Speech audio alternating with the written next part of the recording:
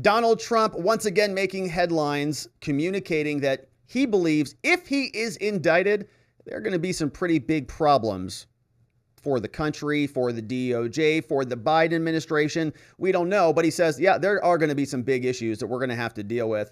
Donald Trump was on the Hugh Hewitt show. We've got 3 different clips from him.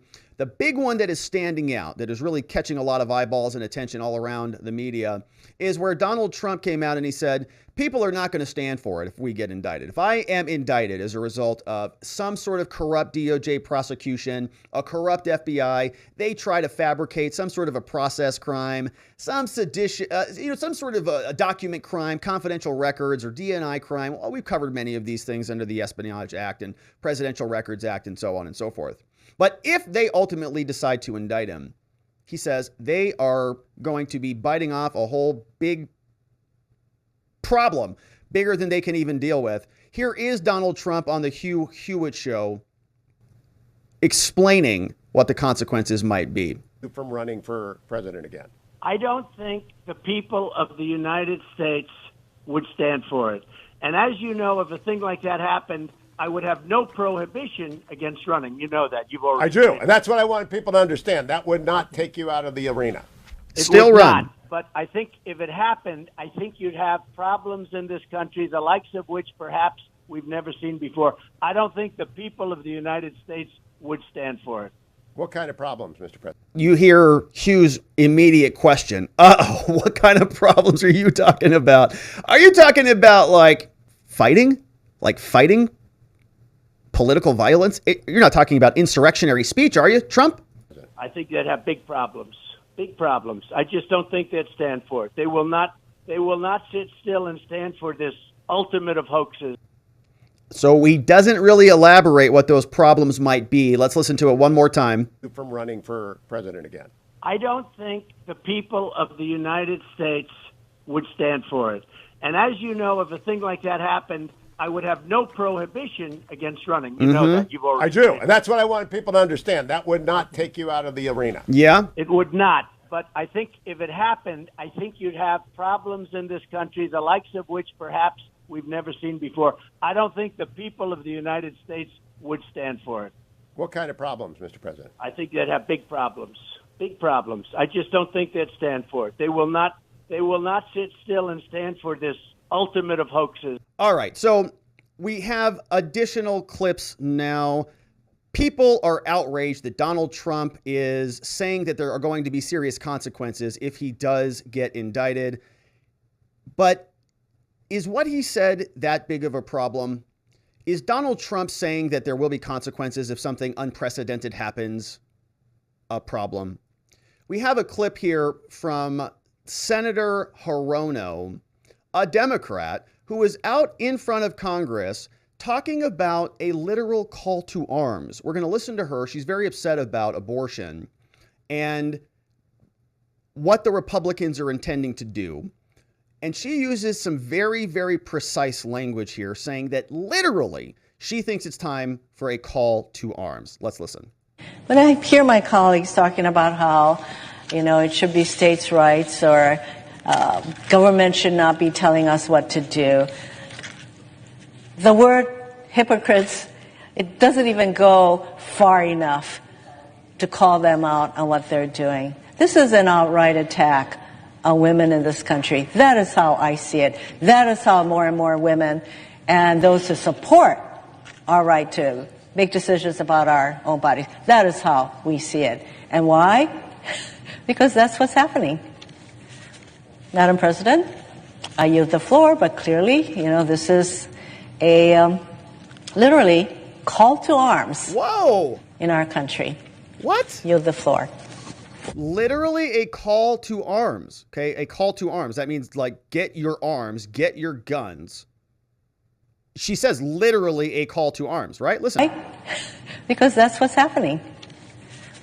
Madam President, I yield the floor, but clearly, this is a literally call to arms in our country. A call to arms, literally. All right, well, that's Senator Hirono demanding, I guess, political violence by saying that anybody who opposes what the GOP is doing on abortion, I guess should grab their arms and go wage war from the Democrats. I wonder if she'll be investigated. I wonder if her house will be raided. I wonder if she'll be the subject of the FBI homegrown violent extremism organization's ire. I doubt it. Ms. Hirono's not alone.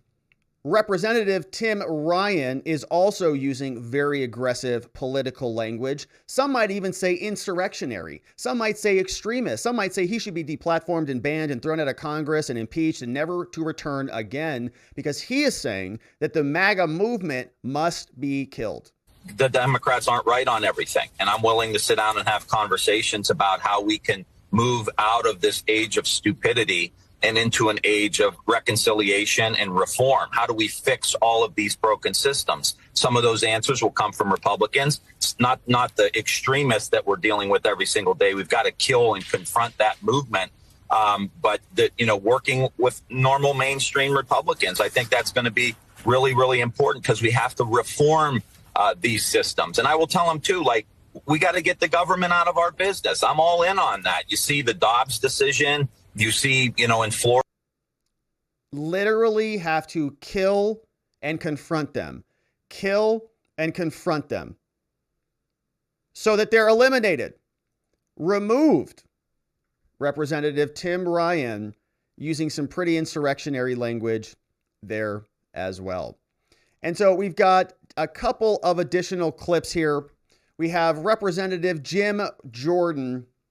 Jim Jordan is saying that while the DOJ and while the FBI are targeting Donald Trump and MAGA Republicans all across America, that there are also whistleblowers who are poking their heads up and making themselves known to Jim Jordan and others. And they're explaining that the FBI has instructions from on high to go and label all potential crimes as best they can, fit them into the bucket of extremism or homegrown violent extremism, so that they can label them white supremacy, they can label them political dissidents, and they can use the levers of the government to go after them. Here is Jim Jordan explaining it.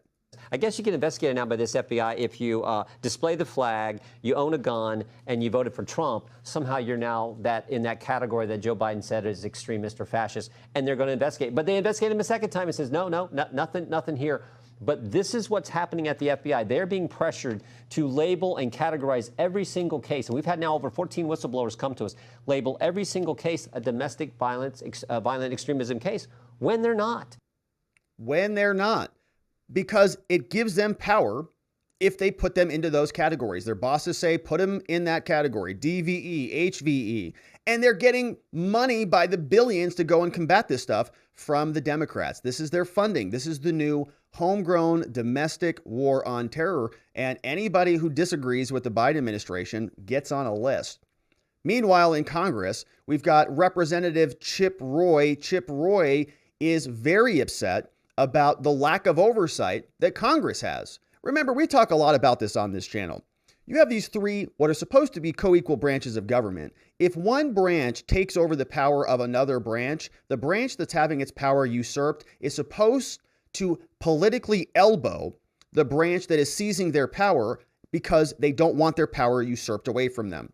If somebody comes and takes your cookies, you fight to keep your cookies. You say, nope, those are mine. But here what happens is a bunch of spineless congresspeople over the years, they say, I don't want to make hard decisions. So I'm just going to delegate all of this stuff over to the executive branch, and I'm going to let them do everything. I'm going to let them make all the decisions, but that's Congress giving up their power. Here is Chip Roy explaining that and explaining why this is so problematic and why Congress should and must have oversight over this executive branch, especially when it involves the Mar-a-Lago raid and all of the surrounding documents involved in that investigation. We've had a whole lot of conversation about the facts, or at least the perceived facts or alleged facts about what has occurred or what exists in Mar-a-Lago, what doesn't. But remember, we're still dealing with a 50% or something redacted document, affidavit. The whole point here is the power of Congress to demand information from the executive branch for us to do our oversight responsibility. That's why we're here. The gentleman from Texas, my friend Mr. Gomer, articulated very well why we should be bound together as members of Article 1 to defend the powers of Article 1 in this context. I ran afoul of a few of my colleagues and the former president when I agreed to a subpoena on the Oversight Committee because I wanted information about where kids were being held after the issues at our southern border. Exhibit 1, or certainly one of several exhibits, in the now fairly infamous letter from the National School Board Association in direct coordination with the White House, which led directly to the Attorney General of the United States issuing a memorandum that is still in effect, and under which we know from whistleblowers American citizens have been tagged as domestic terrorists. Many of them, and they're being prosecuted and investigated. They're having their cell phones seized, picked up at Hardee's while they're on hunting trips. The inquiry goes on. It's not going to stop anytime soon. We also heard that Mark Meadows, who was the former Trump White House chief of staff, apparently complied with the federal subpoena. CNN reported this. They say exclusive. Mark Meadows complied with the DOJ subpoena. In a January 6 probe, they say former White House chief of staff was being investigated for January 6. He, of course, is the highest ranking Trump official known to have responded to a subpoena in the federal investigation. They say Meadows turned over the same materials he provided to the House Select Committee investigating the crimes. A lot of this has not been previously reported. And so we'll see if he turns over anything substantive. Last year, Meadows already turned over thousands of text messages and other emails. So we're not sure that there's going to be anything really new coming out of it. But certainly interesting that more people are seemingly complying with the January 6th investigation and that saga. But lastly, remember, my friends, we had an update. The DOJ gave the Trump judge a deadline. They said, Judge, you better comply with our deadline here. Thursday, September 15th. If you don't issue a ruling on our request to stay the special master, then we are going to go up to the Circuit Court of Appeals in the 11th Circuit, and we're going to seek relief from them. And so we were asking ourselves, was there going to be an order from the court? And before the show started, there was not. But here we do have orders. Oh my goodness. Okay, so the audio is out of sync here today, so I'm not going to pull these up and read them right now. What I'm probably going to do is figure out this audio issue. But here you can see, we may unpack all of these tomorrow, but this is what the judge just ruled on quickly. 8 pages. Says the judge is appointed a special master. It's the same guy we thought it was going to be, Raymond Dearie. He's going to review all the materials seized during August 8th. He shall review all the materials at the premises, review all of them, okay? Wow, that's pretty big. All of them. They did not want him to look at the 100 documents. Remember that? They did not want him to see all 100. The specific duties of the special master are as followed: verifying the property identified in the detailed property inventory, that it represents a full and accurate extent of the property seized. So making sure that what the feds say they took matches what they actually took. Conducting a privilege review of the seized materials, making recommendations to the court as to any privilege disputes between the parties. So sort of remember, there was a taint team that the DOJ instituted, but the judge is saying, obviously, that's not good enough. The special master can act as a taint, sort of secondary. Identify personal documents and items that were seized, whether they're presidential records, and settle categorization disputes. Okay, what type of document is a category, what is not? Evaluating claims for the return of the property, and any additional duties assigned to the special master by the court pursuant to subsequent orders. They say the special master can consult with NARA. Special master will have full authority under the federal rules of civil procedure. There's going to be a precise workflow that they follow. Privileged team gives copies over to Trump's lawyer. Trump's lawyer reviews the documents and provides them to special master, to their log. Special master then reviews it, goes back to their log. They've got 5 calendar days to do it. providing copies. Plaintiff's counsel shall review all of these documents and put them into different buckets. We can have a personal items bucket, a personal documents to be claimed to be privileged. So, basically two types of documents: presidential documents, presidential records, and personal documents, personal items. Personal documents can either be privileged or not. Presidential records can either be privileged or not. Going to keep logs and keep records on all of this stuff. 5 calendar days to consult, 10 calendar days consult. It says that the court directs the special master to proceed with all reasonable diligence and conclude review by November 30th. Okay, so we've got some pretty serious time to unpack a lot of this. Any objections and things are due within 5 days. Special master shall have access to all individuals and documents, anything they need to perform their duties. At a minimum, the government shall make available these materials. Trump is going to bear the costs, 100% of the fees for the consulting. So a little bit of a loss there for him. The procedures and the established paying the special master shall all happen within 10 days, 2 calendar days to this. They say the special master is an agent of the court, shall enjoy the same protections from being compelled to give testimony as others. Can only be replaced by order of this court. Anything else looks like it's going to be denied. So you can imagine that the U.S. government is going to be appealing this relatively quickly.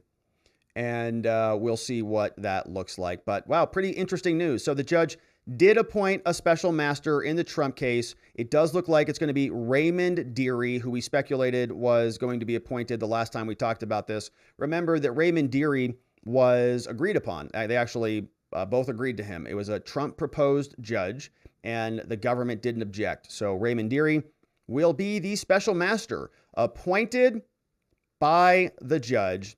And we will, of course, continue to cover that. Was not expecting that, but a little bit of an interesting new development there. And so that, my friends, is it for us for the day.